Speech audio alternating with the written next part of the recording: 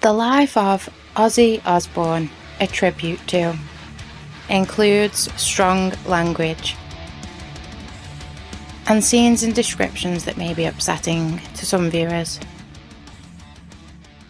Ozzy, the great Oz, the Madman, the Prince of Darkness and the Godfather to heavy metal. He was indeed a major contributing pioneer and co-founder in the creation of heavy metal music, although Ozzy himself always liked to refer to it as just rock music, saying back in the day it was always just rock music. Described as an English singer, songwriter and media personality who rose to fame mainly in the 1970s as the lead vocalist to the rising rock band Black Sabbath, previously known as the Polka Tulk Blues Band, and then Earth, which Ozzy just hated, but they ultimately landed on the darker name of Black Sabbath, inspired by the 1963 Italian horror film of the same name. Even the font looks the same. Ozzy also played a huge role in bringing forth the blow-up of reality TV, specifically following famous families, with his own family's TV show called The Osbournes, shown on MTV from 2002 to 2005, where the public got a very up-close and personal view of Ozzy and some of his family members, including his wife and manager Sharon, and kids Kelly and Jack. This show was hugely successful, cited as the most viewed series ever on MTV. Wow, just a little family from Birmingham. John Michael Osbourne came into this world at the maternity hospital in Marston Green on the 3rd of December 1948. He grew up in an area called Aston, which is in the inner Birmingham area of the West Midlands, here in England, situated just 11 miles from Birmingham International Airport, and only around an hour or so from where I live too.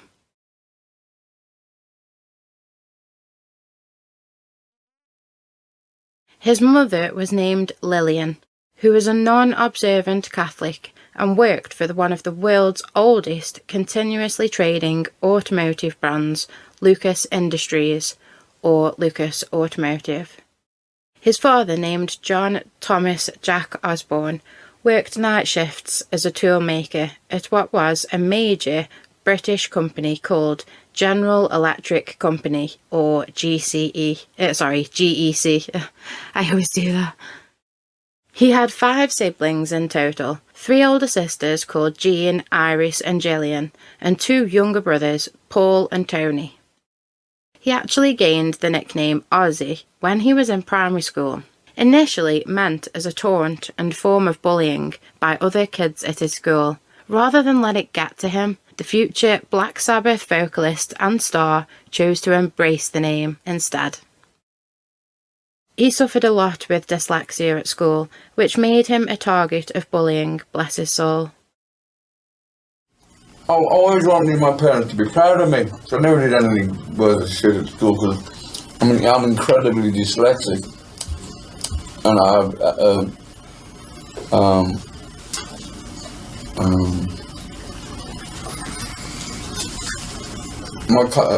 my concentration span is very short. What's that call that? Whatever. Major attention deficit disorder. People hear my voice, talking voice, and go, "What's he saying? I can't understand what he's saying." It's just that I come from a little place in England called Birmingham, and it's a Birmingham accent, you know. And when I get excited, I tend to stammer a little bit, you know. I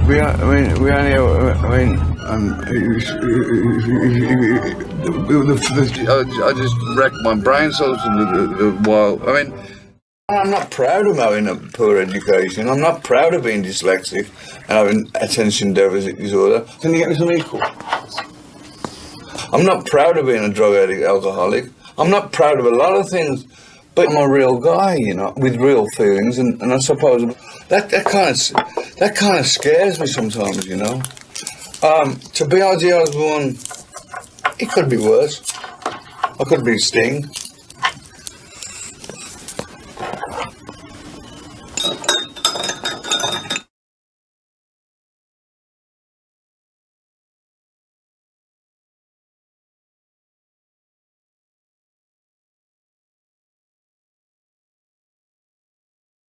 And unfortunately, he was also the victim of sexual abuse. But not by the teachers, no, by 2 other boys at his school. He was around 11 years old when it began. He said it occurred after school and on the way home. On a regular basis, he would suffer from sexual abuse repeatedly. Afraid to inform his parents at the time, he left it to fester in the background almost his entire life. Only in recent years coming to terms with the prolonged emotional effects and torment that it had on him. Actually attempting suicide multiple times as a teenager because of the trauma from his bullies. Just horrific. Parents, please talk and communicate with your children to always inform them of anything like this, as anything that happens early on in life could be seriously detrimental to one's future and mental state.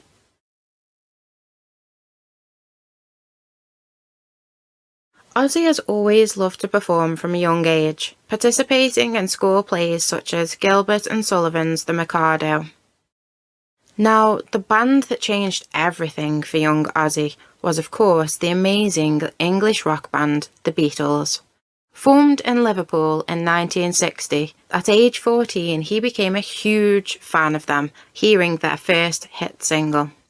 He later credited the Beatles' 1963 song She Loves You as inspiring him to actually become a musician himself, also saying that the Beatles made him release that he was going to be a rock star for the rest of his life. He was right, guys. If I could be somebody for one day, I'd like to be Paul McCartney or John Lennon, because they lit the flat torch in my head. When I heard the Beatles, I thought, I want to be a Beatle. So I became Ozzy Osbourne, nothing like the Beatles.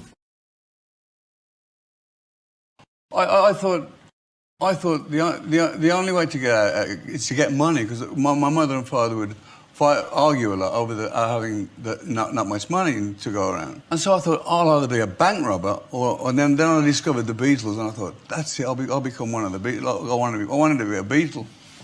I never made it though.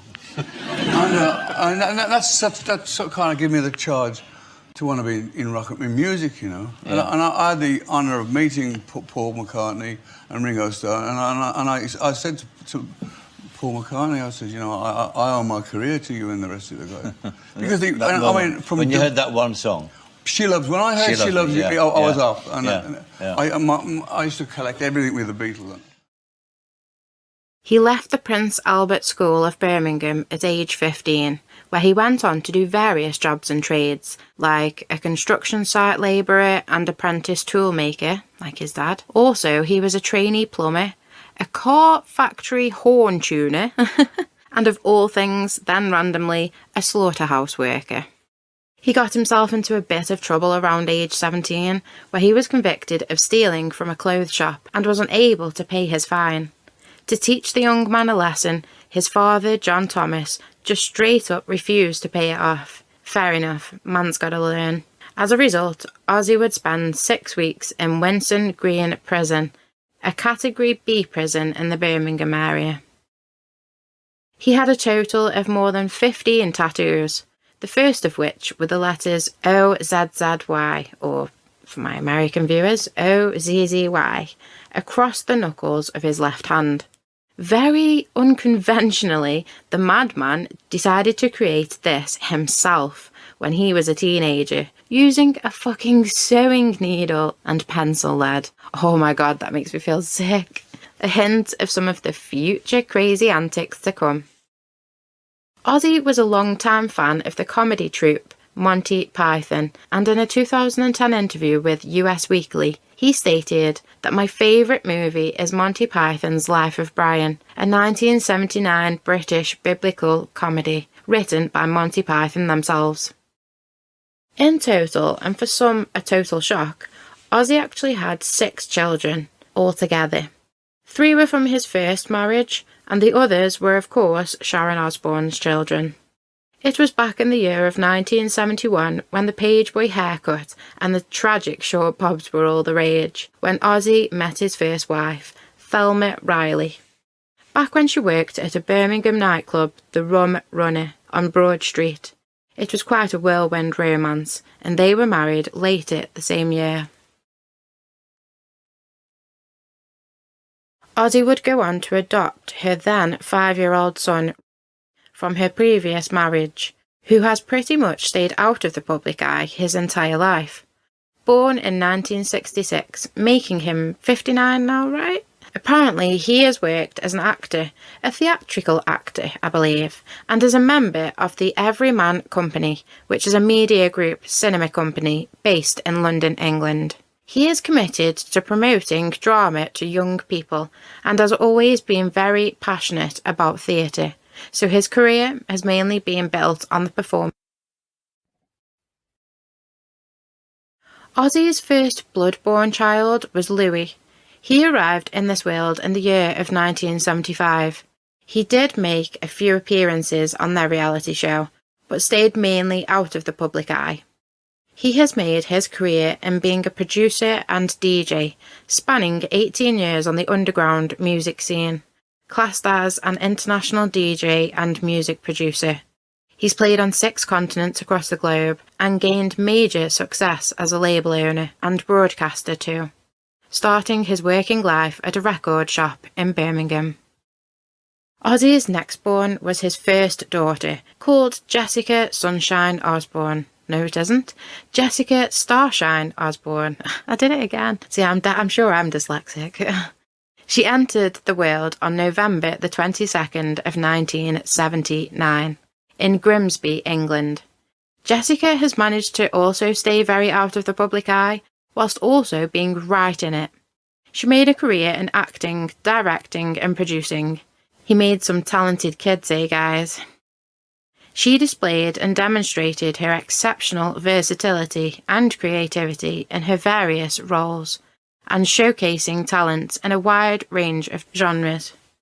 Starring in films like the horror comedy Halloween from 2012 and the 2009 horror romance called Romeo and Juliet vs. the Living Dead, and also appearing in the famous Better Call Saul as a character named Lucianne.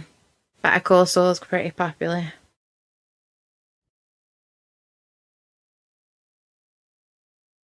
Hey. Hey. You are not Kevin Costner. I was last night. Now, it's no secret that Ozzy suffered with alcohol and drug abuse. This, along with his frequent absence touring with Black Sabbath, seriously took their toll on his family life and relationships with his children, later referring to his first marriage as a terrible mistake, with his firstborn children also stating that he was not a good father. I think he just jumped in too quick and hadn't had the chance to release his Prince of Darkness. It must have been so much to handle, touring the world with your band whilst trying to hold down a family life too. That's a lot for anybody. So back in the year of 1967, when the bigger the hair the better, the English musician Terence Michael Joseph Butler, better known as Geezer, formed his first band where he recruited Ozzy to be the singer. Seeing talent in the young man, the band was called Rare Breed. But they only managed to play 2 shows before they broke up. I mean, that's got to be a record right there, right? But they later reunited along with guitarist Anthony Frank Lomy Jr., otherwise known as Tony Iommi, and drummer William Thomas Ward, or just Bill Ward. They called themselves the Polka Tulk Blues, aiming to form a heavy blues rock band. Ozzy had actually placed an advertisement in a music shop saying, "Ozzy Zig needs gig, has own PA." The Polka Tulk Blues Band also included slide guitarist Jimmy Phillips, who was Ozzy's childhood friend, and saxophonist Alan Aker Clark, changing the band's name to Earth, which, as I said before, Ozzy just hated. But Iommi became concerned that both Phillips and Clark lacked the necessary dedication and were not taking the band seriously enough. So rather than asking them to leave, they instead broke up and then quietly reformed the band as a four-piece. In December of 1968, Tony Iommi abruptly left Earth to join the Blackpool British rock band Jethro Tull, but returned by the end of the month. Random. Then, whilst playing shows in England in 1969, the band discovered that they were being mistaken for another English group named Earth. Left to change the name of their band once again, they found inspiration from a cinema across the street from the band's rehearsal room. They were showing the 1963 Italian horror film Black Sabbath. Geezer noted how he found it strange that people spend so much money to see scary movies. People get this desire to see horror. The Texas Chainsaw Massacre. All it is a guy running around the house chopping people up with a chainsaw. And it was a big seller, you know. And all I'm doing is putting Halloween on the road every night. Following this, Geezer and Ozzy would go on to write the lyrics for a song called Black Sabbath. It was both inspired by the horror film itself and an experience that Butler had, where he had a vision of a black silhouetted figure which had stood at the foot of his bed. Ooh, eerie. They made use of the musical tritone, also known as the Devil's Interval. A lot of headbanging metal bands capitalise on this tritone because it is both rough on the ears and devilishly hard to sing. Displayed in the opening to the song Black Sabbath. An example of this style would be the amazing Purple Haze by Jimi Hendrix. What a tune. I love this one, as does my dad. Along with Black Sabbath and many more, was much my dad's style of music, and I myself love 60s and 70s, all different styles, and 50s too. In the opening of Purple Haze, where Jimmy's guitar trades off, described as discoordinately, in a way that produces an unpleasant sound apparently, with Noel Redding's bending bass notes, which I personally really love. The start is my favourite, so I guess I'm also partial to a bit of the Devil's Interval. But this was an example that someone else gave. I think there are many more darker examples of this being used. Black Sabbath, the song, starts with thunder and lightning, mixed with the sounds of rain and a church bell, I believe, so it begins dark from the start. Even the video feels pretty sinister. Ozzy sings fairly slow in this one, making use of the Devil's Interval throughout. The original is quite long, lasting around 7 minutes in total, only getting faster towards the end.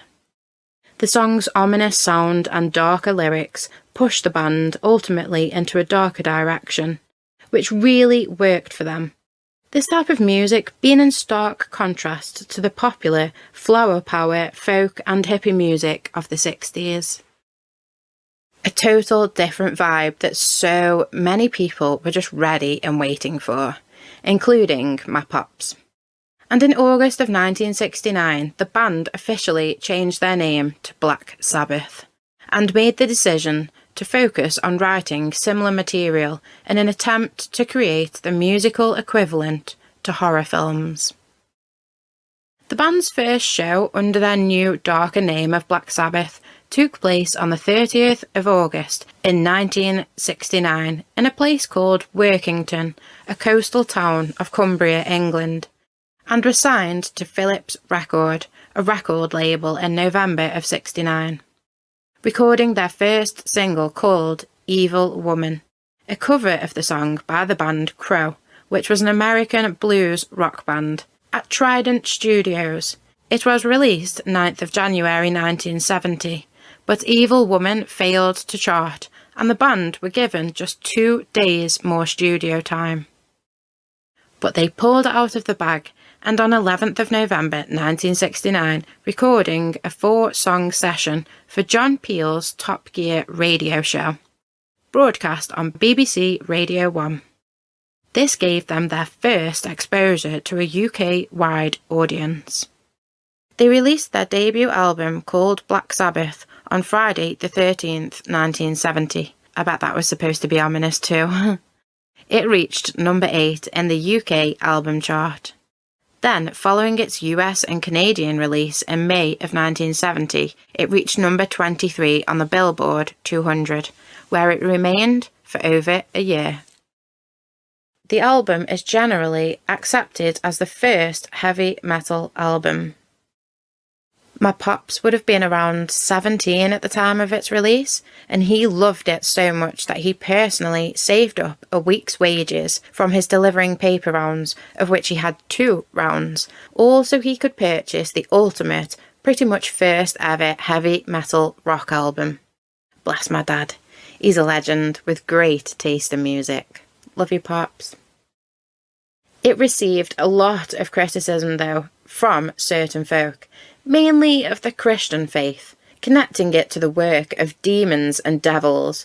But it's clear the world loved a bit of the devil's interval and Ozzy's powerful, dark voice, mixed with that classic Brummy Birmingham accent that I think always comes through when he sings. Like, some people have a really strong accent and then when they sing, you can't hear it, but Ozzy, you can tell that he's a Brummy throughout, and I love that.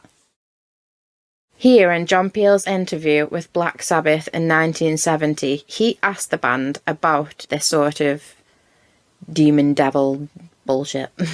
And I think that might have been on the old grey whistle test. I'm not sure. And it's interview time. I was leaping around at the back and almost missed that. Now, that song had a line in it about black masses, and the group's called Black Sabbath, and yet you disassociate yourself from the current black magic thing. How does that happen? Well, we're nothing to do with black magic, you know. The words of the songs are just about the supernatural. Yeah. But we don't sort of practice this kind of thing and all this. In other words, Black Sabbath's just a name. In other words, like Medicine Head aren't necessarily chemists. It's Black Sabbath. Yeah, that's right. Okay, well, that's fair enough, is it? But you're getting lumbered with this whole thing, though, aren't you? Yeah, we just sort of can't get away from it, you know. We're trying to, but people are just branding us with the black magic thing. Expecting you to sacrifice virgins on stage and things. Okay, well, that's it then. Well, I'm sorry that happens to you, because it's not really fair, but I hope you'll be able to get away from it. And time is running out, in actual fact, so there's only time for one more number from the group, and that's the title track of the LP and also the group's name, Black Sabbath. You see, it's like, for instance, talk about misinterpretation. I thought that Jimi Hendrix in Purple Haze sang "Excuse Me While I Kiss This Guy" for many years, and in fact he was singing "Excuse Me While I Kiss the Sky." And I remember when I had when me and that Howard Weissman went to that press reception, the guy turns around to me, one of the reporters. Now I'm crapping myself on this dais, and one of the reporters turns to me and says, "Isn't it true that you sing in Paranoid, 'I tell you to end your life'?" And I says, "No." I said, in like 3 seconds I've got to go through this lyric in my head. I says, "No, you've got it wrong. I sing in that song, 'I tell you to enjoy life', not end your life."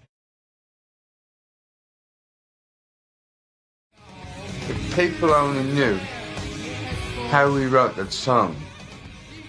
I mean, I didn't sit in a fucking dark room with salt round me and a dead bat and a frog's leg and I was drunk, as usual.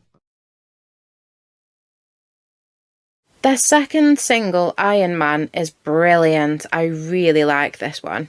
Powerful from the beginning, and I can seriously appreciate this style of music. It remains one of their most popular songs to this day. It's great. Go give it a listen if you haven't already.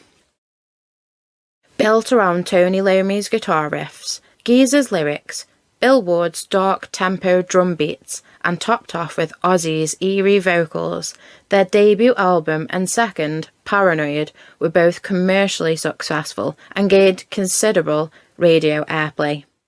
Paranoid was released 18th of September 1970. Paranoid has remained a fan favourite over the years. They would be seen performing this track on the Top of the Pops in 1970. War Pigs is one of my brother's favourite songs that Black Sabbath ever did, and that is also on this album. Ozzy did comment how in those days the band wasn't very popular with the women. It was at that time that Ozzy met his future wife and mother of his children, Sharon Arden. The band decided to choose Sharon's father, John Arden, as their manager, and at that time Sharon was working as his receptionist. John was an English music manager, agent and businessman. Ozzy said he was immediately attracted to the young woman and said that the best thing about choosing John as their manager was that he got to see Sharon regularly. But he assumed that she probably thought he was just a lunatic. I have no doubt she did, but I think she liked it. She definitely liked it. Then after Germany, we then went to France. And again, the same thing, meet the record company, they take you out to dinner, and we're sat in this very nice restaurant, and he goes to the head of the record company, punch me. Punch me! And the guy's like this, eating away. I said, punch me! Punch me now! And this guy's looking at me, and I said, oh, for fuck's sake. I said to her, thank you, Sharon. I just carried on eating, and I was like, that was it. That's very French. Only 5 months after the release of Paranoid, the band released the album Master of Reality, which includes songs like Children of the Grave, Orchid and Solitude, all with their own sort of menacing and sinister vibe, which Ozzy's voice just fits so perfectly with. I really like Solitude. Master of Reality, the album, reached top 10 in both the US and the UK, and was certified gold in less than 2 months. People really be getting into the dark, moody energy and tones now. Solitude is really quite delicate and beautiful, actually, and it's slow and smooth and another really good one to listen to. Some of them don't even sound like they're Black Sabbath, and it's actually surprising just how beautiful some of them are to listen to. In the 1980s, Master of Reality received a platinum certification and went double platinum in the early 21st century. In September of 1972, the band released their album Black Sabbath Volume 4. It reached gold status in less than a month. Wow. And it was the band's 4th consecutive album to sell more than 1 million copies in the United States. So also people in America are loving a bit of Brummy Ozzy. November 1973 came the band's 5th album, named Sabbath Bloody Sabbath. It's been described as a masterpiece, essential to any heavy metal collection by All Music, and nothing less than a complete success by Gordon Fletcher of Rolling Stone. Their 6th album was called Sabotage, released July of 1975, the same year his first biological son was born. Their 7th and last album at the time was called Technical Ecstasy, September the 25th, 1976. But by this point, the band had begun unravelling, and at an alarming rate. Between late 1977 and early 1978, Ozzy left the band to pursue a solo project. Or was it 79? I'm not sure on that, I'm sorry. Which was aptly named Blizzard of Oz, a name of which his father had actually suggested. Oh, I love that. It was formed under the management of the Ardens. The Blizzard of Oz included guitarist Randy Rhoads, keyboardist Don Airey, and more. This commenced his solo career and work and brought Ozzy considerable personal success. Ozzy's second solo album was titled Diary of a Madman. This album is known for singles like Over the Mountain and Flying High Again, described in his autobiography as his favourite personal work. A tragedy took place though in March the 19th, 1982, when the band was in Florida for its Diary of a Madman tour. just a week shy of playing at Madison Square Garden in New York City. A light aircraft that was piloted by Andrew Aycock, who was actually the band's tour bus driver, and carrying both Randy Rhoads, the band's guitarist, and Rachel Youngblood, who was the costume and makeup artist. Andrew was performing low passes over the tour bus, when tragically Andrew Aycock completely misjudged the distance and his altitude to the bus, and ended up clipping it with the aircraft's left wing. Just this small encounter caused a horrific crash. It then grazed a nearby tree and hurtled into the garage of a mansion close by. This crash would take all 3 lives that day. Awful. A day of fun quickly turned to a day of multiple tragedies. Experiencing firsthand the horrifying death of his close friend and bandmate mainly sent Ozzy into a deep depression. As you can imagine, seeing it all go down in front of him and being completely helpless to do anything, this would affect pretty much anyone. The tour was cancelled as they all scrambled to try and replace the amazing guitarist Randy Rhoads. I believe he was only 26 when he died. On that last bus journey from Knoxville, Tennessee to Orlando, Florida, he turned around to me and said he wanted to quit rock and roll. He wanted to go to UCLA and get a degree in classical guitar. And I said to him, "Well, you fucking crazy or something? We just broke the ice, man. Wait until we get some success and some money under our belts before you do that. You do that, you get the rest of your life to do that." And he wasn't really into. He wasn't a guy that was into being a mega really rock star. He was a musician. He tried it. He was a success of it, and he wanted to move on. He was an old soul. When you met Randy, he was incredibly knowledgeable. He had that inner peace that I was talking about.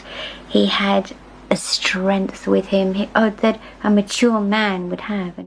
Randy would drink, but like nothing like I would drink. I was just killing myself on a daily basis, and I just drank, And the road crew were renowned for drinking, so I'd always hang out with the drinkers. I loved him as a person. I loved him as a human being. I suppose at that time when he died, a part of me died with him, because he was the first person that came into my life and gave me hope. Very rarely do you ever walk into a rehearsal room and you feel that magic, that electricity. And when I walked into this rehearsal room, it was like, your hairs stood up on your arms. There were 2 of the most special people I had ever worked with in my entire career. If you were to sit down and try and manufacture what you think the epitome of a rock star should be, Randy Rhoads. I remember when we wrote Goodbye to Romance, I had this melody, and then I kept humming this melody. He lived in my house when I lived with my ex-wife in Staffordshire.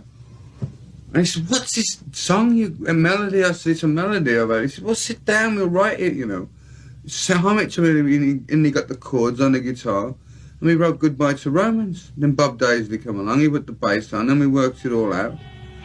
And with Sabbath, they would never have fucking dreamed of that,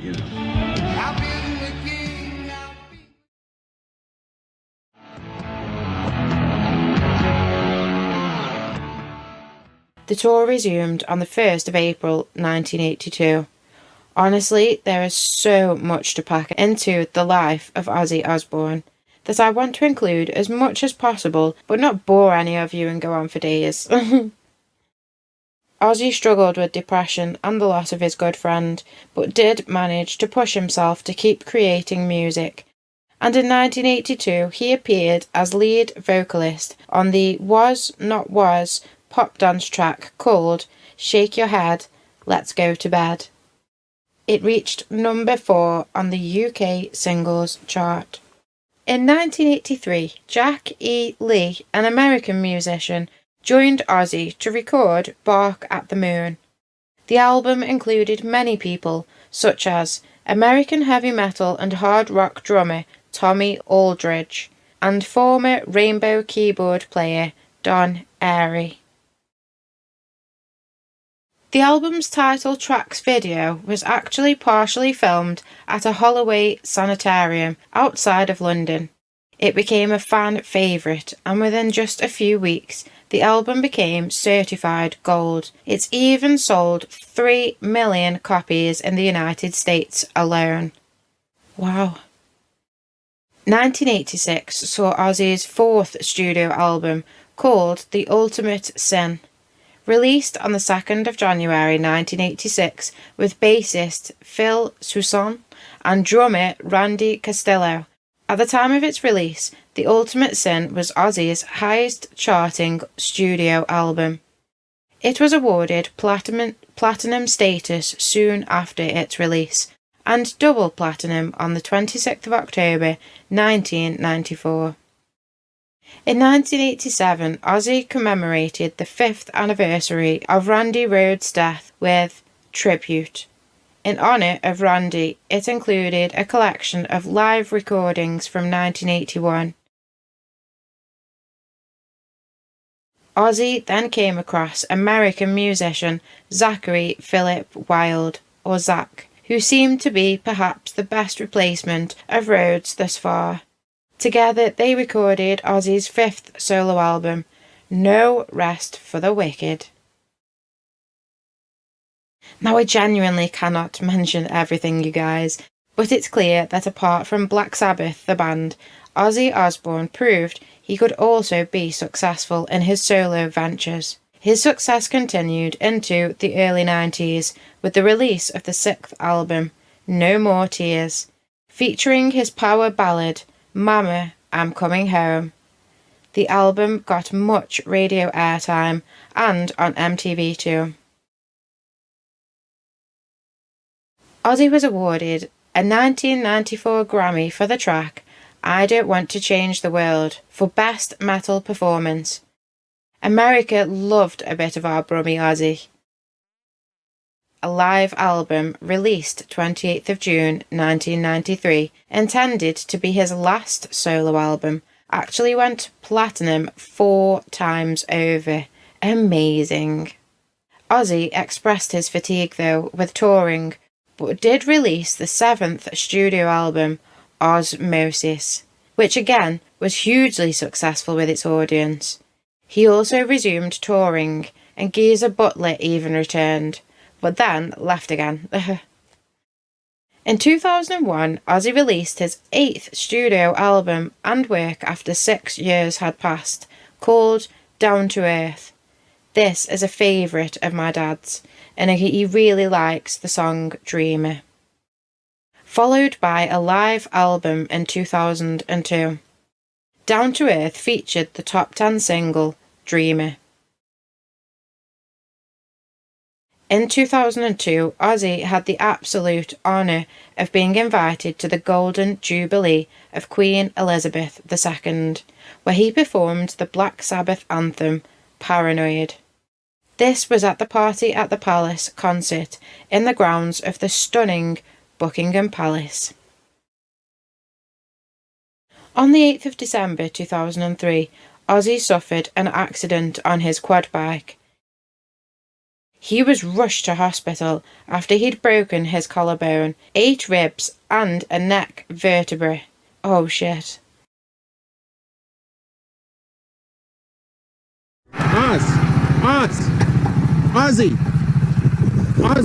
Ozzy! Can you breathe? Got the keys! Don't worry, just take one of the bikes! Ozzy, can you breathe? He had an operation to lift his collarbone, believed to be resting on a major artery and interrupting the blood flow to one of Ozzy's arms. He even stopped breathing following the crash and had to be literally resuscitated on scene by his bodyguard at the time, Sam Ruston. Whilst he was still in hospital, Ozzy and his daughter Kelly's beautiful duet of the Black Sabbath ballad, Changes, reached number 1 and was also Ozzy's first ever UK number 1 single. Awesome sauce. with his daughter too. How epic. Bet that cheered him up in his hospital bed, bless him. Kelly said he smiled and reacted with a hand gesture, but was unable to even talk at the time. He would recover from his injuries and went on to headline the 2004 Ozfest with the reunited Black Sabbath.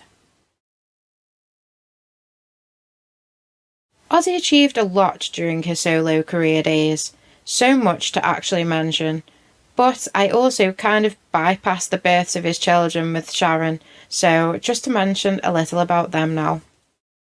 So Sharon and Ozzy married on the 4th of July 1982, later confessing his choice of date, being Independence Day in America, was actually so he would never forget his anniversary. What a legend. Their firstborn child together was Amy Rachel Osbourne, and she entered this crazy world on the 2nd of December 1983. Her maternal grandfather is actually Don Arden, the English music manager and agent, and Sharon's father. Now she stayed mainly away from MTV's reality show of her family, the Osbournes. She felt like it would kind of put her in a box if she appeared on that show and I don't know, her talents wouldn't be appreciated otherwise. Please welcome the madman of rock and roll, Ozzy Osbourne, and his 3 children. Let me just show you. Amy, Kelly, and Jack. Now, do you have anything like Father's Day in England, or is this because you know of it in America? Do you know, Joan, I don't know, because this is the first time I've been home at this time of the year in God knows how many years. I've always been out on the road touring. How long can you stay home before getting totally crazy? Well, I've only been back home 2 days. I've just spent the last 6 months in Los Angeles recording my new album. I got back on Sunday. I'm still kind of jet lagged, but, you know. What's a typical day like when Daddy's home? Does he get up in the morning with you and drive you to school or dress you? What does he do? Yes, he does that. Yeah. No, he doesn't. He doesn't even have his driver's license.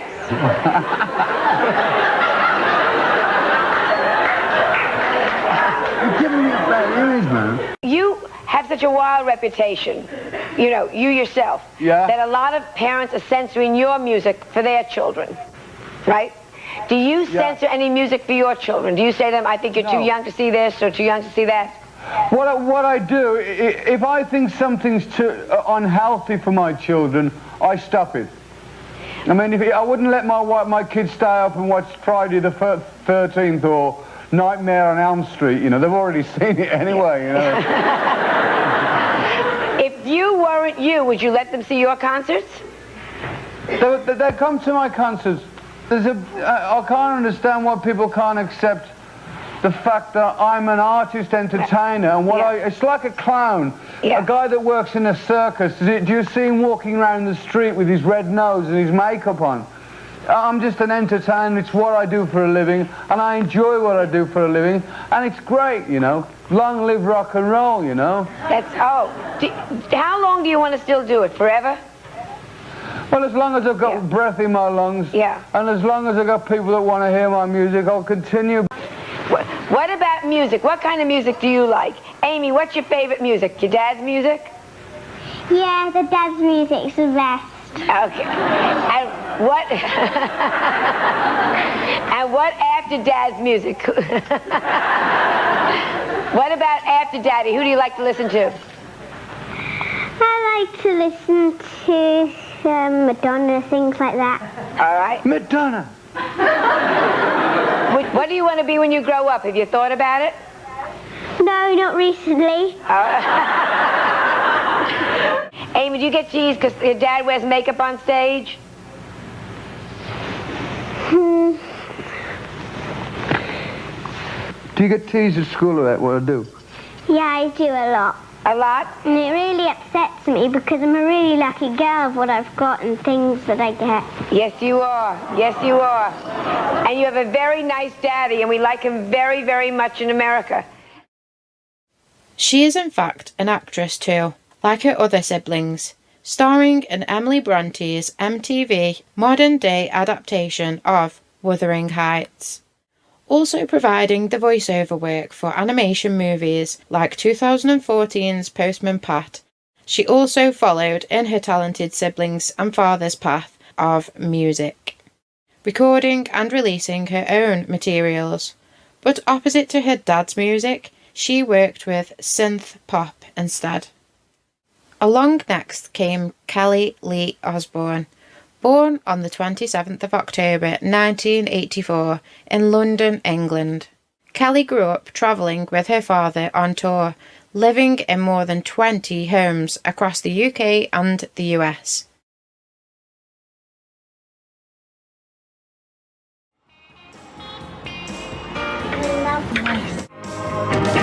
Is that her? What is this? What the fuck's the matter with you? Is that her? We used to travel like this with our babies in the back. For years. We used to have the bus like this and then there'd be a crib here. Give me a kiss. Come on. Her maternal grandfather is Don Arden also. She attended private schools in England, including Pippa's or Piper's Corner School in Buckinghamshire. As many of us know, Kelly did choose to participate in the popular family reality series The Osbournes, and grew fame from the show for sure. She was very outspoken and loud, just like her parents. She was 17 when the show started. The crew were only meant to film for around 5 weeks and ended up staying for about 5 months instead. What do you want to do with my gun, Sharon? Under the bed. Wherever you want to put it. I'll put it under the bed. It's a pleasure to meet you, man. I've been a fan for a long time. It was the first concert I ever saw, Grand Funk Railroad, opening for you guys at the Forum. Yeah, 71 that was. Absolutely, the greatest show. Wow. Thanks a lot. Please don't get drunk or get stoned tonight. I'm fucking pissed off because I can't. Don't drink, don't take drugs tonight. No, I don't do Please. that. I don't do that. And if you have sex, wear a condom. You still asleep? I don't know what planet I'm on. I feel like I'm got fired out of a cannon on Monday and I ain't landed yet. I have to get up in the morning, really fucking... Well, I'm trying to get to fucking bed and you guys are singing fucking The Whole World's in My Fucking Hand. You don't like that song? Would you rather sing something else? I'd rather you shut the fuck up! Go shove it up your little pompous ass. We'll sing you a lullaby. Where's the hand? Follow the dog.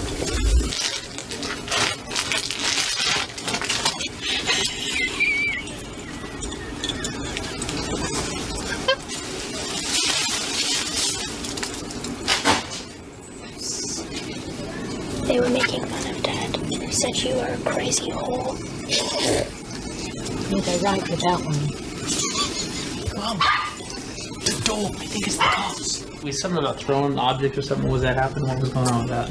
I threw a bagel and a piece of ham It's down. like my window is on their side of the house. I can't have a full night's sleep at all because of them. They'll have like their rave music on, and it just doesn't stop. Don't throw bagels at them. Don't throw cheese at them. Don't acknowledge Just it at call all. them or call us. Kelly found the constant filming and pressure of being on camera all the time very stressful and was unprepared for such intensity. Just say, well, there's Kelly right there. You'll have a microphone, and Carson will say, come on up here, Kelly, and they'll invite you up on stage. Okay. Is that kind of cool? That's fine. Hi, this is Ozzy Osbourne and you're watching TRL.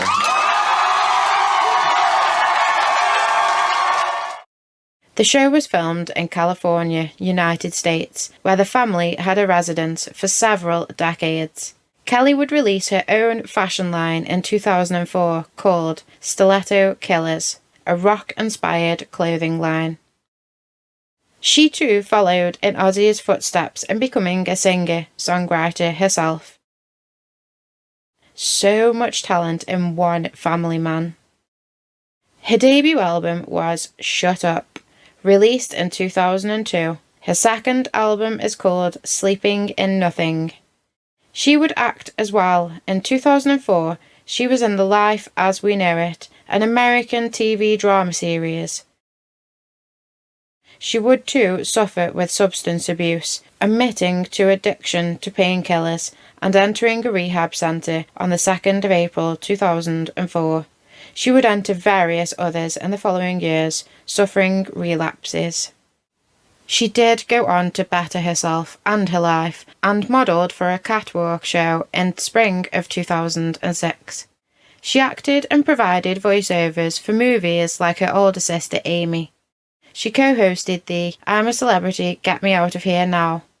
Kelly and Ozzy always displayed and seemed to have an extremely close bond and connection.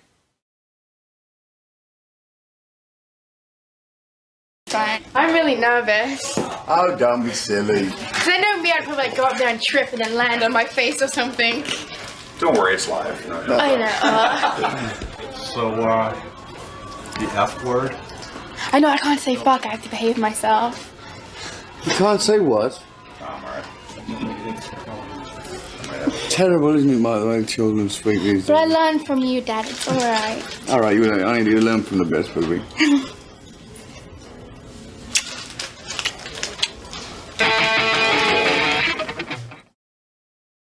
But she also got into trouble with the law briefly, like her father did, when she allegedly slapped a Daily Mirror columnist called Zoe Griffin at a nightclub in 2008. Whoopsie. I think she commented on a boyfriend or something. 2009, Kelly would take part in the very popular show Dancing with the Stars, placing 3rd. Wow, well done. She did various things over the years, enjoying the limelight as her father always had, and was successful despite her painkiller addiction, just as her father had managed to be throughout his own issues.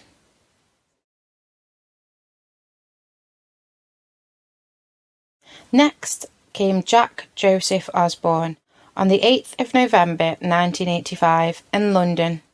He would also move back and forth to America and the UK with his family. Even though he moved so often, Jack said he did not find it disruptive, describing his childhood as perfectly happy and contented.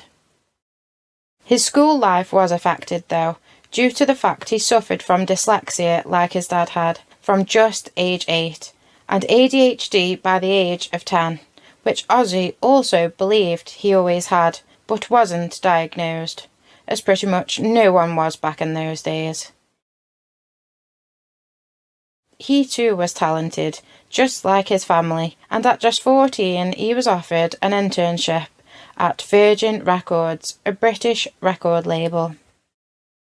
He would also help his mother Sharon in managing his father's annual touring festival Ozfest, advising and scouting for new and upcoming bands. The first Ozfest took place in New York, Pennsylvania, 20th of September 1996. Unfortunately, Jack would suffer addiction issues and his own demons too, drinking and smoking from a very young age, and being addicted to OxyContin, which I've only really heard of Z Nation. Doc and his OxyContin. If you haven't watched Z Nation and you like zombie programs, you need to give it a watch, by the way. I don't know why Walking Dead's so popular. Z Nation for the win. His addiction escalated when his mother, Sharon, was diagnosed with cancer, bless him. But his self-destructive behaviour came to a head when he attempted suicide with a cocktail of prescription pills and cutting himself with a shard of glass. But thankfully he too worked hard to rehabilitate himself. Jack starred heavily on MTV's The Osbournes, where he was seen as an unruly teenager who loved to party and fight with his sister Kelly and get into trouble in general. Jack got home at 4:20, so the thing is that I was worried sick Ozzy that he was fucking dead in the middle of Sunset Boulevard. And he's pissed off at me because I told Sharon. He smokes a bung, you must tell me, because he's going to have that fucking thing shoved up his butt. Just not getting on with Melinda too well. Fuck you, Melinda. Fuck Jack, you. no, Jack. Melinda, fuck you. Why don't you just do the fucking right thing, son? It's a man that can apologise. Darling, whether you like her or whether you don't, she lost the night's sleep worrying her fucking self to death whether you were going to come home, been mugged, stabbed, shot, or fucking arrested. You just swallow your pride and say, I'm sorry, it's no big fucking deal. She's not going to get on the roof of the Highlands out loud and go, "Ladies and gentlemen, Jack Osbourne has just apologised." It's not all fun and all games and fun and no work. You've got to do a certain amount of work. What happened, Jack? No, Jordy gave me like this little knife for Christmas, and they fucking take it away. If you get busted, I'll fucking bust your ass. Okay. Man. Don't fuck with knives, man. Don't go out with a fucking t-shirt with cocaine on your fucking t-shirt and a fuck. Give me the fucking knife. How long you a fuck if he hates me? I just won. What channel's the fucking History Channel on? Stop it! Oh, Kelly, why don't you just call your boyfriend? Speaking of which, you need to stop with your comments. As a brother, you had to give someone shit about, your sister shit about a boyfriend. But you What keep have I saying said now? stuff to people, and people come up to me and goes, "Why didn't your brother like him?" Because just don't I say it. just Just say no comment. It doesn't matter, Jack.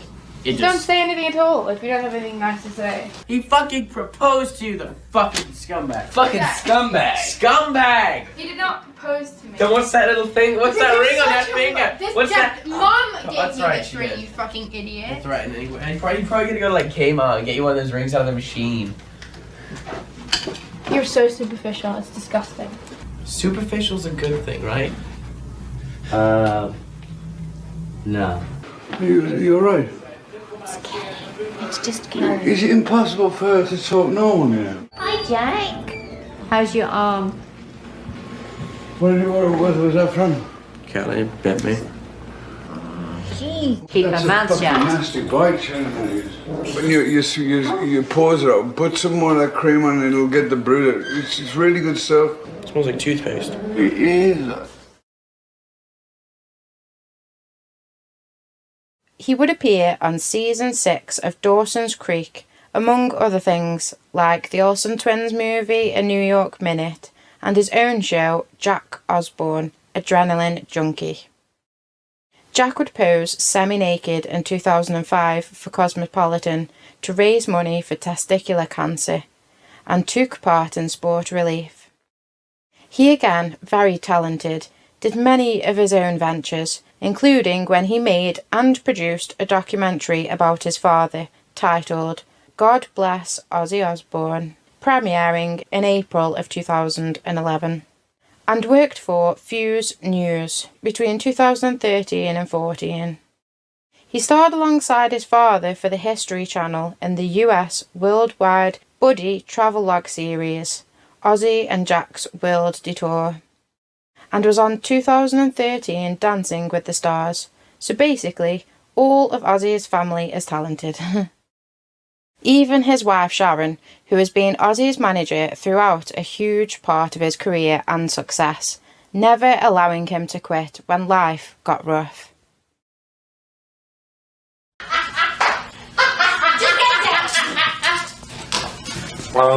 My wife Sharon is the leader. We all depend on her for everything, I mean, even me. I'm like the monkey on the piano. I do the jumping up and she plays the tunes. He was really good. I could tell that he was a little bit uncomfortable, but he did good. Now you come back and talk to him. Who? Next time. What? I said next time you'll come back and talk, you'll be a talking guest instead of a singing guest. Oh. Right? When's that, next week? No, a little later. Stop it. Why are we married? I bet you do when you go out. No, I don't think so. Please spare me, seriously. What's wrong with it? Too old. Oh. That's very nice. You wait till you're Cal. 50, how old are you, sir? But were you never a wild rock chick? I mean, were you always the sensible? You must resent being always considered the sensible. Well, girl. in the beginning she was. Yeah. I used to drink to keep You up did. with him, Yeah, but I I can was say like, it's 2 wine gums and I was like anyone's. I was That's how I pulled her. That's how I pulled her. Her go out. Is Bert still in town? Well, I'll call him. I'll call him a twat. I've told her over and over about those phone calls. Never wait in for a phone call. If he doesn't call when he says he is, just go out. Who are you talking to? Melinda. Oh. How you doing, Melinda? Melinda! Melinda. Yes. Yeah, we're going to have to do something about that little pervert. He is the most romantic man I've ever met in my life. I was married before, for 10 years, and I drove it insane with it. In the morning, what he'll do is he'll come in the morning and he'll go out in the garden and pick me a flower and wake me up and stick it under my nose. And we have like candlelight dinners by ourselves, and he's totally something what nobody would ever expect Ozzy Osbourne to do. I've now met someone else that's as insane as me. I'm a professional lunatic. That's why I think actually he's marrying me. Every time Ozzy goes out to start the tour, it's very stressful for him. I just really can't handle it anymore. After Jack's birth, Ozzy went on to have a vasectomy, but he does have many grandchildren, who I imagine are also pretty talented, following these genes. So in 2015 now, guys, Epic Records confirmed that Ozzy was working on yet another studio album. In 2019, Ozzy released that he'd finished the album, following his collaboration with Post Malone.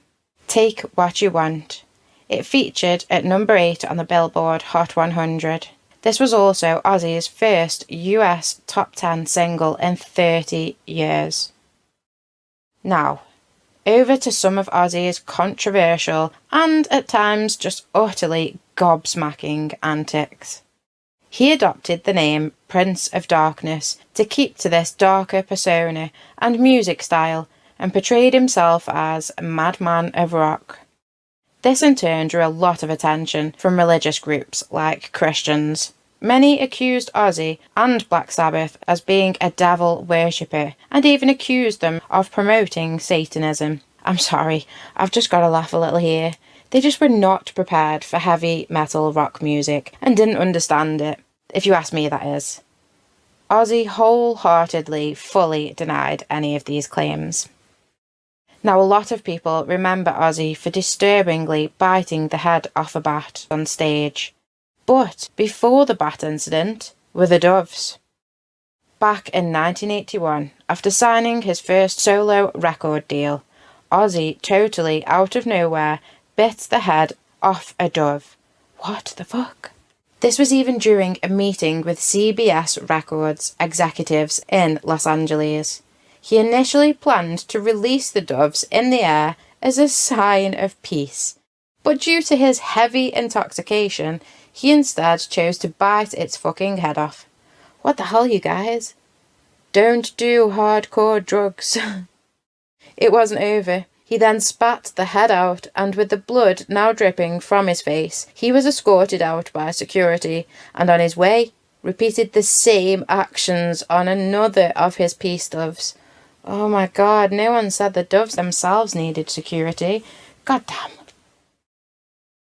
He was remembered for his outrageous stunt, and it disturbingly became one of the reasons he became so famous. Then, whilst performing on stage on the 20th of January 1982, Ozzy bit the head off of a bat. A 17-year-old called Mark Neal, who attended the show, had thrown what he claimed was a dead bat. But not only was this disease-infected being very much alive, it also managed to bite Ozzy, which resulted in him being vaccinated against rabies. Oh my god, Jesus Christ. Okay, this next part really made me laugh and equally shake my head. On the 20th of January 2019, Ozzy commemorated the 37th anniversary of the crazy bat-biting incident by releasing an Ozzy plush bat with a bloody detachable head. And they sold out within hours. Ozzy's music was allegedly linked to various crimes and a suicide in 1984, and a multiple murder in 1983. He was taken to court for various, and all were dismissed, for the crimes being linked to listening to Ozzy's dark music, as are the reasons for the crimes being committed in the first place. You're not getting off that easy. The original idea was I had bought these 2 doves to throw up in the air when I walked in. Throw the carcass on the table, which they all just went, freaked them out, On the 18th of February 1982, in Texas, whilst wearing his future wife Sharon's dress, when apparently she had taken all of his clothes away so he couldn't go out, he decided, well, I'll just put on your clothes instead. And he was near the Alamo in Texas. Ozzy drunkenly urinated on the Alamo cenotaph, also known as the Spirit of Sacrifice, which was made in honour of those who died at the Battle of Alamo, which of course was hugely disrespectful and landed Ozzy with a ban from entering the city of San Antonio in Texas for a decade. And the other thing is that you were in Texas in a hotel room. Yeah. And, I mean, you can tell this if you like. Go on. And your wife, in order to stop you from going out on the beer, nicked all your clothes. Yeah. So I nicked one of her dresses and went out and got pissed. So here am I, at 7 o'clock in the morning, with a bottle of Hennessy, I want to go for a leak. I got this green evening dress on, and this old wall. Well, where are you going to go for the leak? So this old wall. So I'm having a leak, and this big Texan bloke comes down with his policeman, and I'm only urinating up the Alamo. We should point out, it's a sacred building in Texas, right? So this guy says to me, "You goddamn hippies," he goes, "how would you like it if we were to go over to your country and urinate at Buckingham Palace?" I said, "I wouldn't give a shit, mate."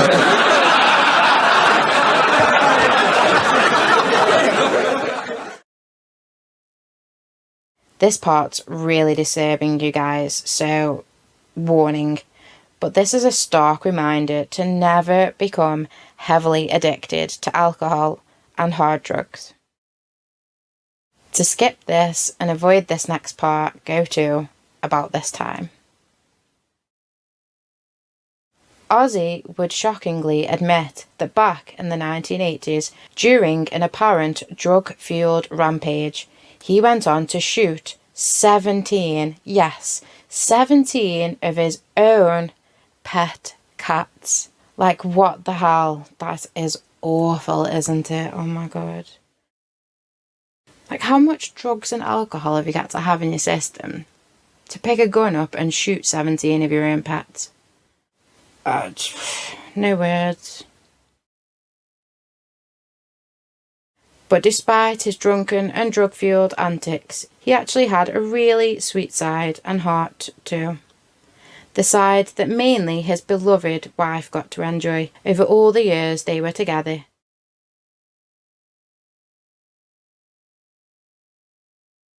He gave to multiple charities like Birmingham's Children's Hospital, Save the Children, and Elton John's AIDS Foundation, plus much more. On his 65th birthday, which was the 3rd of December 2013, Ozzy requested that his fans, to celebrate, would donate to the Royal Marsden Cancer Charity, based in London. Oh, I love that. Ozzy also wrote a song for his daughter Amy, which appeared as a B-side on his 7th album, called Osmosis, 1995. At the end of the song, Amy can be heard saying, "I'll always be your angel," referring to the song's chorus lyrics. It's quite beautiful. Although when I listened back, I genuinely couldn't hear her saying that, but that's what I read it says. Lovely song. He also wrote one called My Little Man, which too appeared on Osmosis, and this was made for his son, Jack.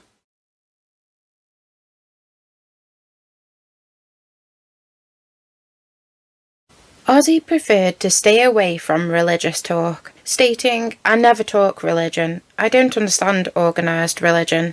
But I strive to be good, although it feels good to be bad sometimes. I totally agree, Ozzy. As a whole, we Brits are a lot less religious than people in the United States. As a whole, I mean, there's obviously a lot of religious people here in the UK, but I have noticed that.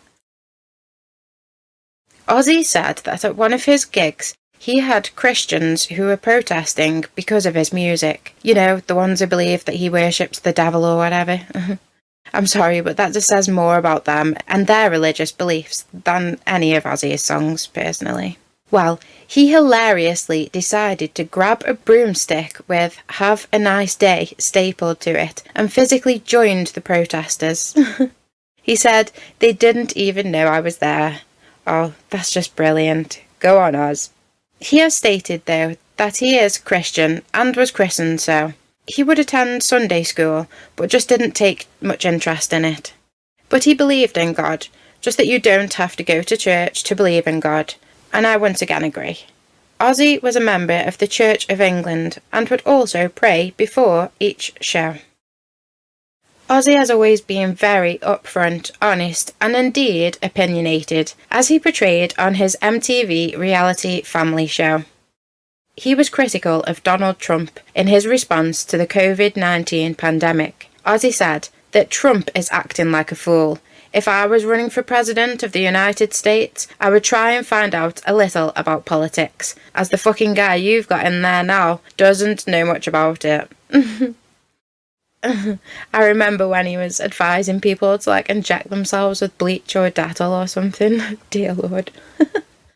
Apparently, in 2020, after Trump must have used Ozzy's song lyrics in one of his campaigns, Ozzy issued a statement forbidding Trump or any other campaign from using his music without approval. Later in 2024, Ozzy said, "Donald Trump is a felon, right? Correct me if I'm wrong. Felons can't own a gun. He can't own a gun, but he could start World War III on his own." And ain't that the fucking truth? He certainly could. Too easily. Ozzy's viewpoint was anti-war in general, but he didn't object to using proportionate means in just wars. For example, in the song War Pigs, my brother Andrew's favourite, Ozzy sang against the atomic bombings of Hiroshima and Nagasaki as excessive. But in the song Thank God for the Bomb, from 1995, Ozzy sings in support of the policy of nuclear deterrence in the Cold War. In 2022, Ozzy expressed his support for Ukraine following Russia's full-scale invasion of the country. He also dedicated his 13th and final studio album, Patient No. 9, to Ukraine. He pledged to donate all proceedings to the Third Wave Volunteers organisation. Showing his soft side again. He and Sharon also announced that they plan to host 2 families of Ukrainian refugees at their Buckinghamshire estate. That's truly, really lovely. Now, I kind of skipped a little bit of the Black Sabbath days when I went off on a tangent about Ozzy's solo career. Honestly, you guys, it's really hard to put these episodes together, and I always try my very best, putting my script together and hopefully making it flow. But yeah, it's so hard. I'm trying my best for you. I'm no professional, this is just my hobby.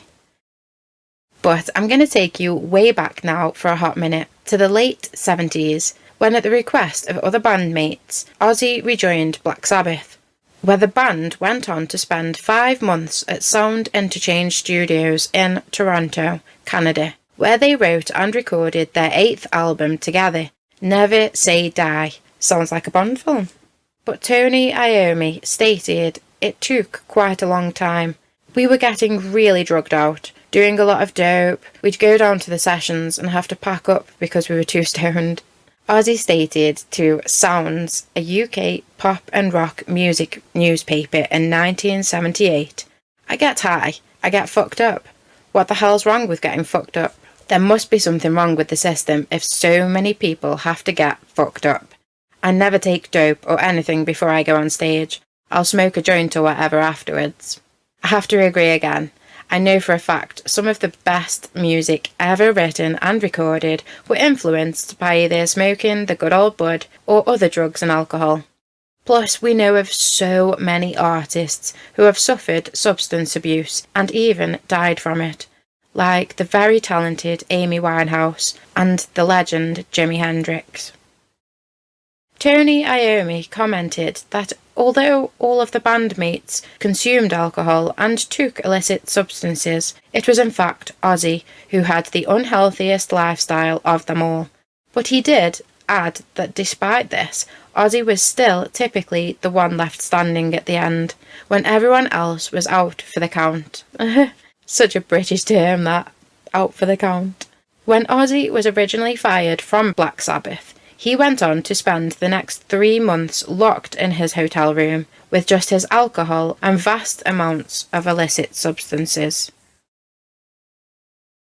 Ozzy would later feel bewildered that his body even endured and withstood 40 years of drug and alcohol abuse. His longtime guitarist Zakk Wylde compared him to King Kong and Godzilla combined, saying, "Seriously, he's hard as nails, man." His dismissal from Black Sabbath was strongly contributed to Ozzy's unhealthy lifestyle and how it would interrupt tours and performances a lot. He would be inebriated constantly and was even often so hungover he would just straight up refuse to perform at all. His voice on stage too was highly affected from all of the smoking, drinking and drug use, and many shows of the Diary of the Madman tour were just simply cancelled. Certainly not good for Black Sabbath and their loyal fans. Ozzy often would become aggressive when drunk too, as many people do. The band grew tired of his constant antics and lack of support. On the 27th of April 1979, at Iommi's insistence, Ozzy was ejected from the band. And I know, by the way, guys, for the whole first part of the documentary I was saying Tony Iommi. I just thought it was a capital L, not an I, so I'm sorry about that. It is indeed Tony Iommi, as I was corrected on Facebook. Ozzy claimed he would have died if Sharon had not offered to manage him. This saved Ozzy and his solo career. Sharon literally held it all together for Ozzy. Always there for him, a constant supporter and reminder to never give up. She loved Ozzy with all of her heart and being, and was his lifeline on many occasions. They suffered their own marital demons, as you could say, but they always remained and stuck together, their love, devotion and relationship as a whole being just like Ozzy, as hard as nails. The rock legend suffered in his own health for most of his life though. He experienced tremors for some years and linked them to his drug abuse. But in 2003 he found out it was a genetic form of Parkinson's disease. He would take medication for the rest of his life to combat his shudders and tremors. We also saw just how poor his hearing was, even back in the early 2000s on the Osbournes, where he was known for constantly asking his family to repeat themselves. Perhaps that's the heavy metal hearing? Sharon! Sharon!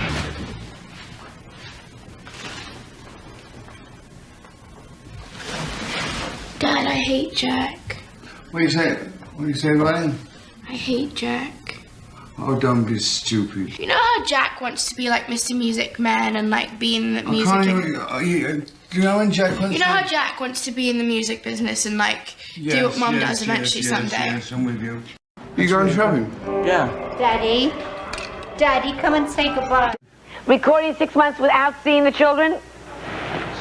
Sorry? Do you do any censoring? I beg your pardon? On the 6th of February 2019, Ozzy was hospitalised due to flu complications, postponing the European leg of his No More Tours 2 tour. I think it says 2, sorry. Described as a severe upper respiratory infection, by February the 12th, 2019, Ozzy was actually moved to intensive care. All plans for 2019 were cancelled when Ozzy suffered a fall, at the time still recovering from pneumonia. In 2020, he also revealed he had emphysema. So yes, he indeed suffered with his health. On the 8th of August 2022, Ozzy and Iommi made a surprise appearance during the closing ceremony of the 2022 Commonwealth Games in Birmingham. This marked Ozzy's first live performance in 3 years, following a period of ill health. Sorry, I kinda did skip some of Black Sabbath days, guys. This is so hard. I'm no professional, but I'm trying. This is purely my hobby and passion, and in remembrance of Ozzy. Nothing professional. Forgive me. So the great Ozzy Osbourne, the Prince of Darkness himself, and the godfather to heavy metal, received several awards for his contributions to the music industry and community, including his Grammy Award for the 1994 track I Don't Want to Change the World for the Best Metal Performance. In 2004, at the NME Awards in London, Ozzy received the award for Godlike Genius. That's a pretty cool one. In 2005, he was inducted into the UK Music Hall of Fame, both as a solo artist and as a member of Black Sabbath. In 2006, he was inducted into the US Rock and Roll Hall of Fame with Black Sabbath bandmates Tony Iommi, Bill Ward and Geezer Butler. In 2007, Ozzy was honoured at the 2nd annual VH1 Rock Honours alongside Genesis, Heart and ZZ Top on Broad Street in the Birmingham Walk of Stars. Ozzy had a star placed for him, presented by the Lord Mayor of Birmingham on the 6th of July 2007. Ozzy said about his award, "I am really honoured. All of my family is here, and I thank everyone for this reception. I am absolutely knocked out." In 2008, former Guns N' Roses guitarist crowned Ozzy with the prestigious Living Legend Award in the Classic Rock and Roll of Honours Awards. Past recipients included Alice Cooper, Jimmy Page and Slash. In 2010, Ozzy won the Literary Achievement honour for his memoir titled I Am Ozzy. The book debuted at number 2 on the New York Times hardcover non-fiction bestseller list. Then in May of 2015, Ozzy received the Ivor Novello Award for Lifetime Achievement from the British Academy of Songwriters, Composers and Authors in London. In 2016, he attended the naming of Midland Metro Tram after him in Birmingham. For his various performances over the years, in 2021, Ozzy was inducted into the celebrity wing of the WWE Hall of Fame.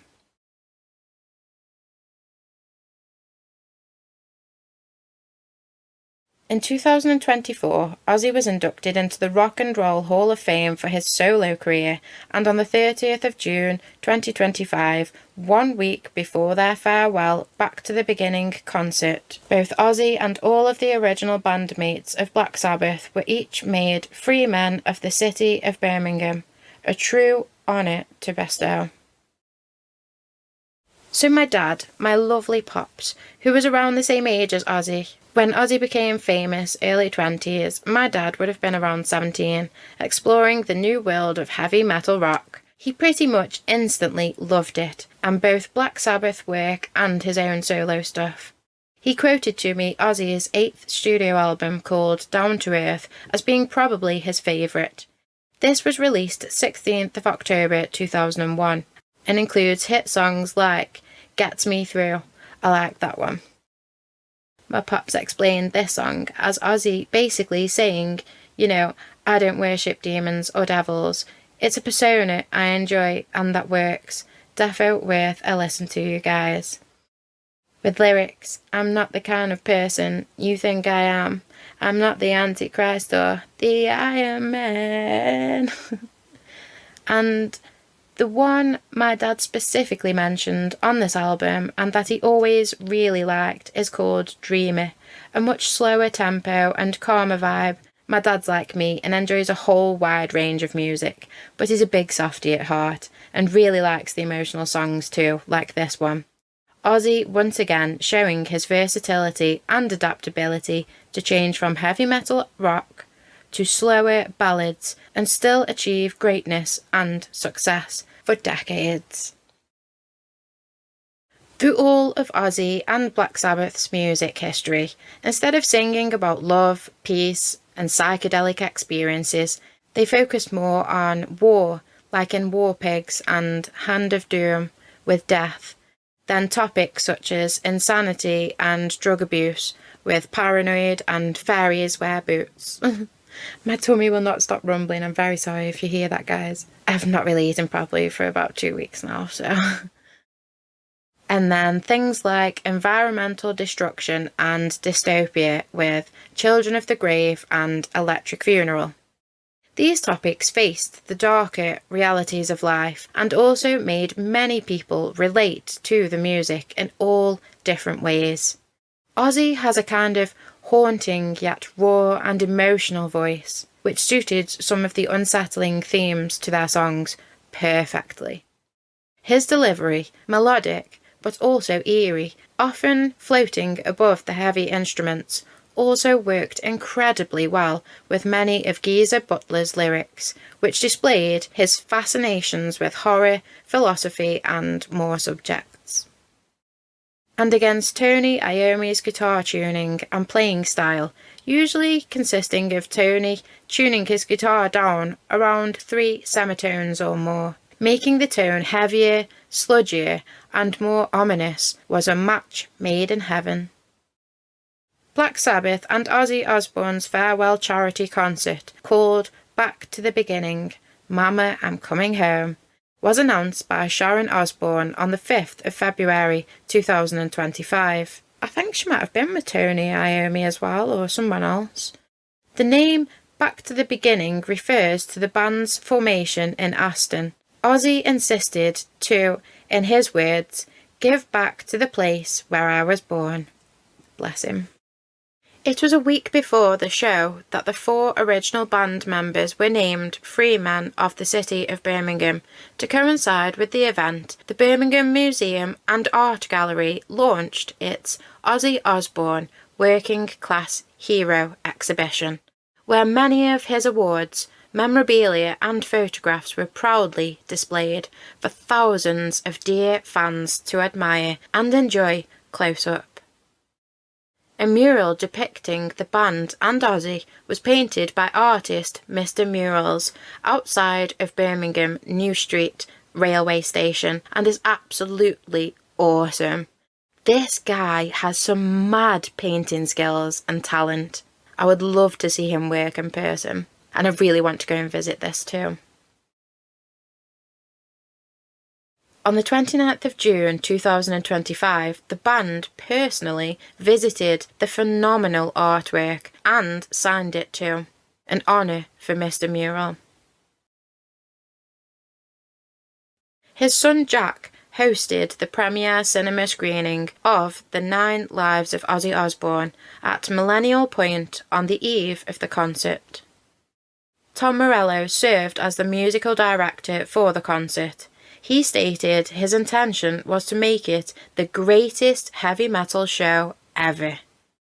The stadium event was produced by Live Nation, where a revolving stage was utilised to more easily transition between acts. The concert took place at Villa Park Stadium in Aston, Birmingham, and included a number of performing artists like Lamb of God, Tool, Guns N' Roses, Metallica, my favourite, and many more. It must have been epic. I mean, what a send-off, you guys. 45,000 tickets were sold for the Goodbye concert. And incredibly, but no surprise either, all 45,000 sold out within just 16 minutes of their release. Wow! 150,000 people waited in a virtual queue for the opportunity to attend. Around 20% of the ticket sales were purchased by international fans, with people flying all the way across the world just to see Ozzy and the many amazing performers. Altogether, a staggering £140 million was raised by the once-in-a-lifetime event, all for charity, which will be divided equally between Acorns Children's Hospice, Birmingham's Children's Hospital, and Cure Parkinson's. A fantastic turnout for Ozzy's final farewell, and all for charity. So lovely and heartwarming. None of the acts were paid, only receiving reimbursement for their travel expenses. The event was streamed on pay-per-view and peaked at 5.8 million concurrent streams. Wow. The epic concert lasted 10 hours from 1 p.m. until 11 p.m. Jason Momoa hosted the event, and Sid Wilson from Slipknot performed a pre-show DJ set while fans entered the stadium. It concluded for the final live performances from both Black Sabbath and Ozzy Osbourne. It also marked the first time since 2005 that the original lineup of Ozzy, Tony, Geezer and Bill had performed together live. Ozzy, at this point, unable to walk due to his advanced Parkinson's disease, sang his heart out on stage while sitting on a perfectly made and Ozzy-inspired throne adorned with bats. Like the fucking king of heavy metal rock music that he always had been and continued to be. The show included a drum-off between multiple drummers at the midpoint. Oh man, I bet the atmosphere and music was seriously a once-in-a-lifetime experience for sure. I would have loved to have been there. Ozzy played the penultimate set with his solo band and then joined Black Sabbath to close off the show. Following the end of the show, Sid Wilson, who at the time was Kelly's boyfriend, got down on one knee backstage and alongside Ozzy, looking proud as hell, and proposed to his daughter. That's honestly so beautiful that Ozzy got to share such a special moment with his daughter like that, after always being so close.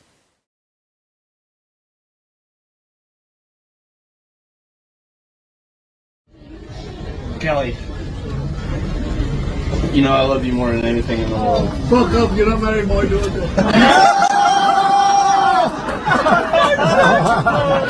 Nothing would make me happier than to spend the rest of my life with you.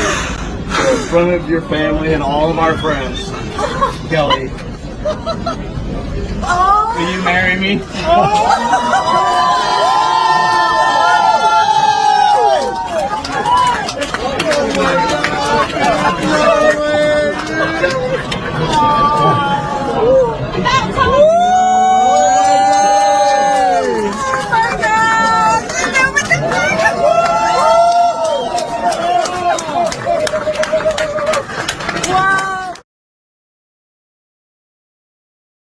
17 days later, after the concert, tragedy struck and ultimately broke the hearts of so many across the globe. When on the 27th of July 2025, at the age of just 76 and surrounded by his family, the pioneer and founder of heavy metal rock music left this world.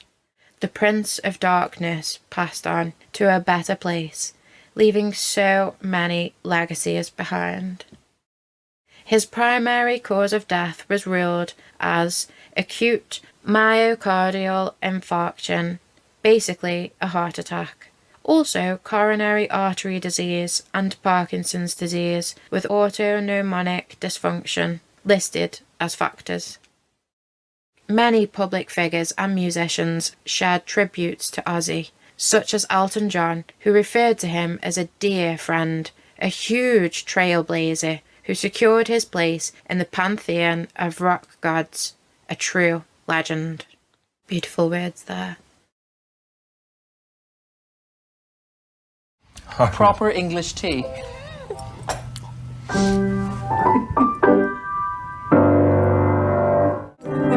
How you doing? Hello, darlings. Oh, I can't. How are you? What a welcome to come in and listen to that. Oh, look at us. You only wear yellow gold.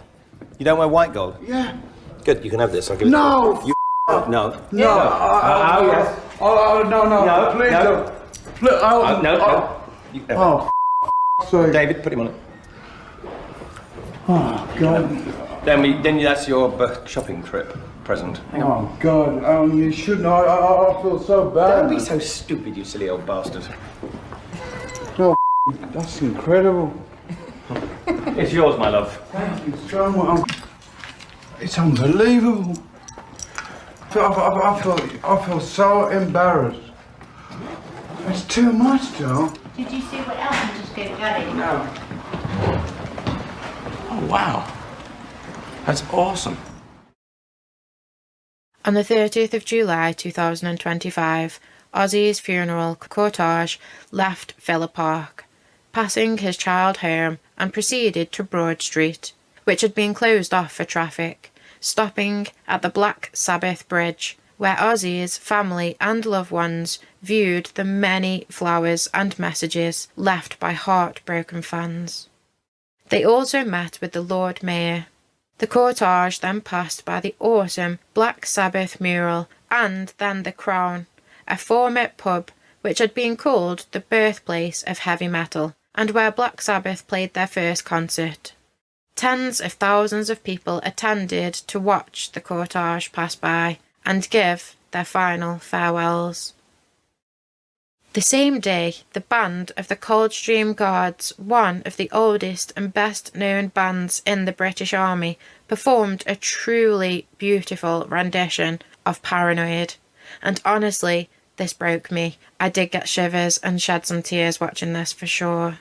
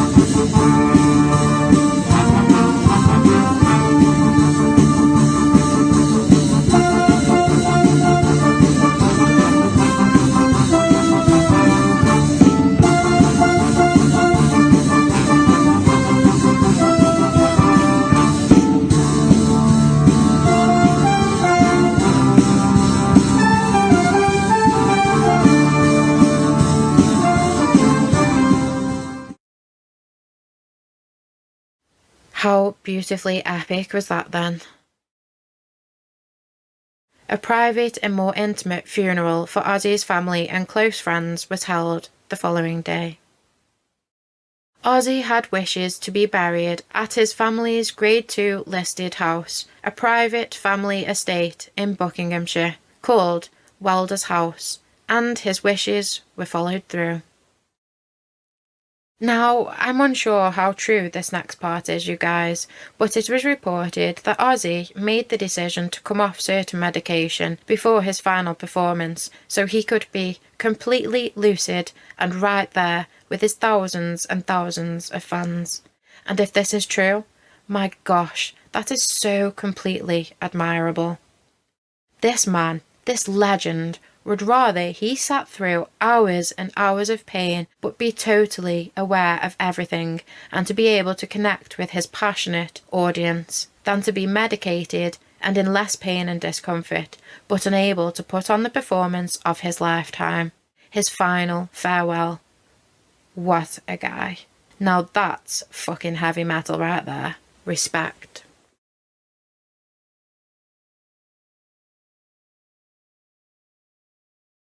And so, you guys, we have come to the end of Random Gems, the life of Ozzy Osbourne, a tribute to. And what a life this man has lived, with his rock, his manager, his supporter and lover right beside him till the very end. Thank you, Sharon, for keeping Ozzy and his talents alive all of these years. I'm sure he thanked you endlessly for always being there before he left.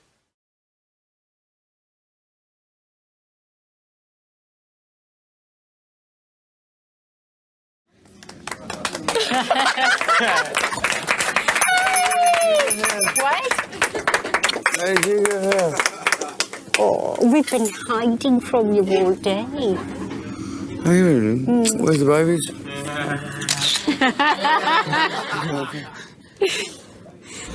Oh, in the hotel. Oh, really? We're like 2 floors below you. You bastard. Okay. To the Prince of Darkness, Ozzy. The Prince of Darkness. Prince of Darkness, poop scoop. This is the new sign. I didn't want to come tonight. I was trying to get out of here. Dad, happy birthday. Thank you.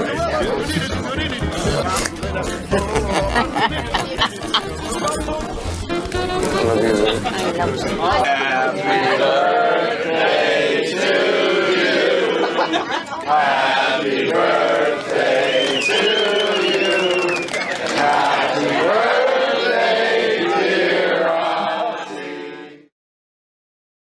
So Ozzy, the great Oz, the madman, the Prince of Darkness, and the ultimate godfather to heavy metal, we thank you for all of the years of incredible music and TV performances, and for pretty much bringing heavy metal rock music to the world.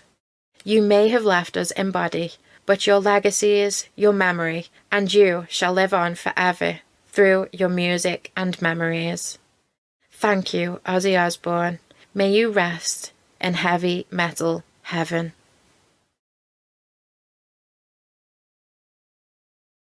Thank you all for watching The Life of Ozzy Osbourne, a tribute to, with me, Random Gem. Please like, subscribe and follow for more episodes like this. I hope you enjoyed it. Long live rock and roll.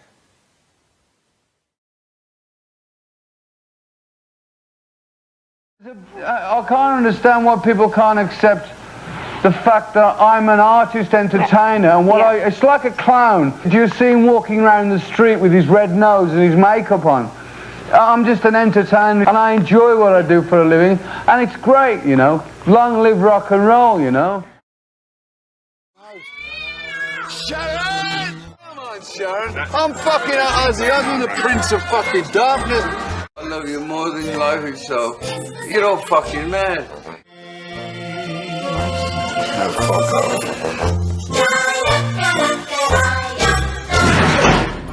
That's the way we are. We're the Osbournes. I love it.